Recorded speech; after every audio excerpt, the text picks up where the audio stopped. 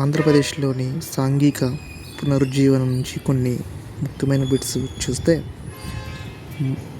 మొదటిది 1852లో Madras native association స్థాపించిన తెలుగువాడు ఎవరు? ఆప్షన్స్ 4 ఉన్నాయండి. ఇక్కడ ఒక్కొక్కటి చదివి టైం వేస్ట్ నేను చేయను. మొదటి ఆన్సర్ వచ్చేసి గాజుల లక్ష్మీనరసు శెట్టి. ఈయన 1852లో మద్రాస్ నేటివ్ అసోసియేషన్ స్థాపించాడు. రెండో ప్రశ్న, బ్రహ్మర్షిగా పేరు పొంది 1891లో సాంఘిక శుద్ధి సమాజంను స్థాపించినది ఎవరు? మనకి బ్రహ్మర్షి అంటేనే రఘుపతి వెంకటరత్నం నాయుడు గారు గుర్తు రావాలి. ఎవరి సేవలు మెచ్చి 1893లో బ్రిటిష్ ప్రభుత్వం రావు బహదూర్ బిరుదును ప్రదానం చేసింది. రావు బహదూర్ బిరుదు వచ్చేసి వీరేశలింగం గారికి అండి. నెక్స్ట్, వీరేశలింగం కార్యకలాపాలన్నింటికి ఆర్థికంగా ఆదుకున్న కాకినాడ వ్యాపారవేత్త అంటే పైడ రామకృష్ణయ్య. ఇతనికి ఆర్థికంగా ఆదుకున్నాడు. ఆంధ్రదేశంలో విద్యావ్యాప్తి ద్వారా క్రైస్తవ మత వ్యాప్తి పూనుకున్న మొదటి వ్యక్తి. దీనికి ఆన్సర్ వచ్చేసి నోబెల్ అనే అతను క్రైస్తవ మత వ్యాప్తికి పూనుకున్నాడు మన ఆంధ్రప్రదేశంలో. బ్రహ్మ సమాజాన్ని స్థాపించిన ఎవరు? బ్రహ్మ సమాజం స్థాపించినది వచ్చి రాజా రామ్మోహన్ రాయ్ అండి. తెలుగులో తొలి నవలగా దేనిని భావించవచ్చును? తొలి నవల నరహరి గోపాలకృష్ణ శెట్టిది శ్రీరంగరాజ చరిత్ర. తెలుగులో ప్రప్రథమంగా వెలువడిన పత్రిక సత్యదూత అండి. ఇది బళ్ళారి క్రైస్తవ మిషన్ వారు స్థాపించారు. క్రైస్తవ మొట్టమొదటి వెలువడిన పత్రిక సత్యదూత. బళ్ళారి క్రైస్తవ సంఘం ఆధ్వర్యంలో కేవలం క్రైస్తవ మత ప్రచారానికి వెలువడిన మాసపత్రిక ఏది? సత్యదూత అండి. ఇది ఇందాక చెప్పుకున్నాం కదా, అది. కృష్ణ పత్రికను మచిలీపట్నంలో స్థాపించినది. కృష్ణ పత్రిక స్థాపించి వచ్చేసి కొండ వెంకటప్పయ్య అండి. దీన్ని 1902లో కొండ వెంకటప్పయ్య గారు స్థాపించారు. ఆంధ్రదేశంలో బ్రహ్మ సమాజ వ్యాప్తికి కృషి చేసినది ఎవరు? ఆంధ్రదేశంలో ముగ్గురు బ్రహ్మ సమాజ వ్యాప్తికి కృషి చేశారండి. అందులో ఒకరు అన్నబుచ్చయ్య పంతులు, కందుకూరి వీరేశలింగ పంతులు, రఘుపతి వెంకట నాయుడు. సో పై వారందరూ. పెద్ద మసీదు గ్రంథ రచయిత. పెద్ద మసీదు, గబ్బిలం, ఫిరదౌసి ఇవన్నీ గురజాడ అప్పారావు గారండి.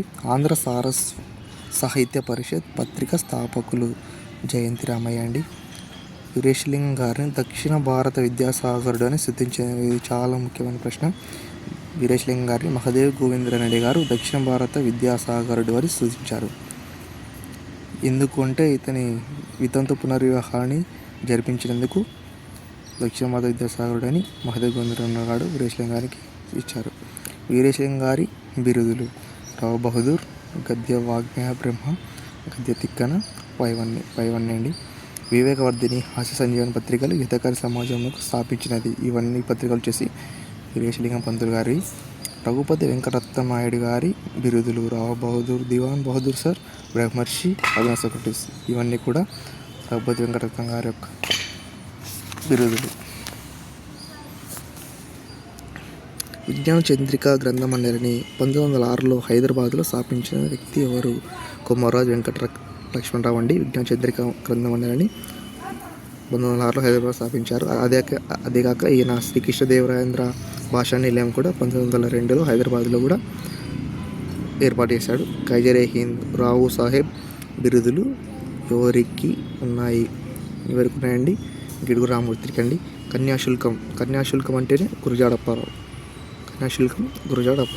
గురజాడ వాడి రచనలు: ముత్యాల సరాలు, దేశభక్తి గీతం, కన్యాశుల్కం, లవణరాజు కళ, పూర్ణమ్మ కన్యక. పైవన్నీ అండి. ముఖ్యంగా గురజాడవాది ముత్యాల సరాలు, కన్యాశుల్కం అత్యంత పేరు పొందినవి. ఆంధ్రదేశ రాజకీయాలు ఆంధ్ర భీష్మకు ప్రసిద్ధులైన వారు. ఆంధ్ర భీష్మ వచ్చేసి న్యాపతి సుబ్బారావు. వీరేశలింగం స్త్రీ సంక్షేమం కోసం స్థాపించిన సంస్థ ఏది? హితకారిణి సమాజం. ఆంధ్రదేశంలో బ్రహ్మ సమాజం సిద్ధాంతాలను ప్రచారం చేసినది ఎవరు? ఆంధ్రదేశంలో బ్రహ్మ సిద్ధాంతాలను ప్రచారం చేసింది దేశీరాజు పెదబాపయ్య. ఈయననే వాయిస్ ఆఫ్ ట్రూత్ అనేది కూడా రాశాడు.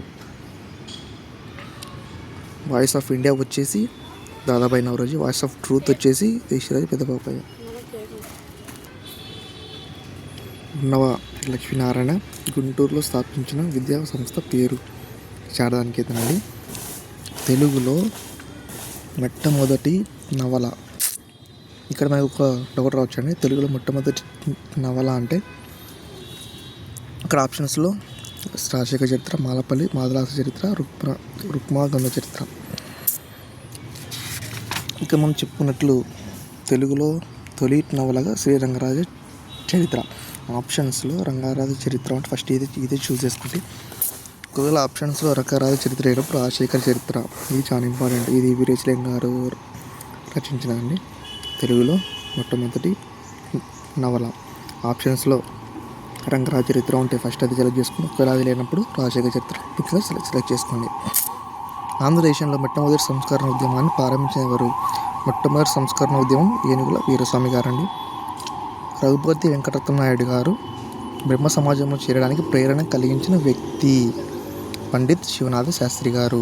రఘుపతి కాకినాడలో బ్రహ్మమందిరం అనాథాశ్రమాలు నెలకొల్పడానికి ధన సహాయం చేసింది ఎవరు? సూర్యారావు బహదూర్ పిఠాపురం రాజావారు. దేశీరాజు పెదబాపయ్య స్థాపించిన పత్రిక వాయిస్ ఆఫ్ ట్రూత్. ఇందాక చెప్పా కదండి, ఇక్కడ దేశీరాజు పెదబాపయ్య గారు బ్రహ్మ సిద్ధాంతాలు ప్రచారం చేసినారు ఈ వాయిస్ ఆఫ్ ట్రూత్ నుండేనండి. జయంతి రామయ్య ప్రకటించిన దేవులపల్లి శాసనం ఏ వంశ చరిత్రను తెలుపుతుంది? దేవులపల్లి వచ్చేసి సాలువ. ఇట్లా అల్లా గుర్తుపెట్టుకోండి. దేవులపల్లి సాలువ వంశ చరిత్ర. రఘుపతి వెంకటరత్నం స్థాపించిన పత్రికలు బ్రహ్మప్రకాశ్ ఫెలో వర్కర్, పీపుల్స్ ఫ్రంట్. ఇవన్నీ కూడా రఘుపతి వెంకటరత్న నాయుడు గారివి. వ్యవహారిక భాషోద్యమం పిత గిడుగు రామమూర్తి అండి. సవర భాషకు లిపిని సూచించిన వారు కూడా గిడుగు రామమూర్తి. గయోపాఖ్యానం అను నాటకంను రచించినది ఎవరు? గయోపాఖ్యానం వచ్చేసి చిలకమర్తి లక్ష్మీనరసింహం అండి. కూని తిరుపురనేమి రామస్వామి చౌదరి అండి. కూని తిరుపురనేమి రామస్వామి చౌదరి. వీరగంధం తెచ్చిన అని వీరులు ఎవరు తెలపండి అనే పాట కూడా ఇతనిదేనండి. ఇది వందే మాతర ఉద్యమం కాలంలో ఈయన వీరగంధం తెచ్చిన వీరులు ఎవరు తెలపండి అనే పాట కూడా పాడతాడు.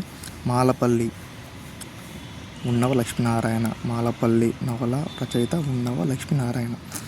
శారదానికేతన్ను ఉన్న లక్ష్మీనారాయణ తన భార్యతో కలిసి లక్ష్మీబాబుతో కలిసి ఎక్కడ స్థాపించాడు? గుంటూరు జిల్లాలోని బ్రాడీపేట దగ్గర స్థాపించారు. మరిన్ని వీడియోస్ కోసం ఆ ఛానల్ని సబ్స్క్రైబ్ చేసుకోండి. బాయ్.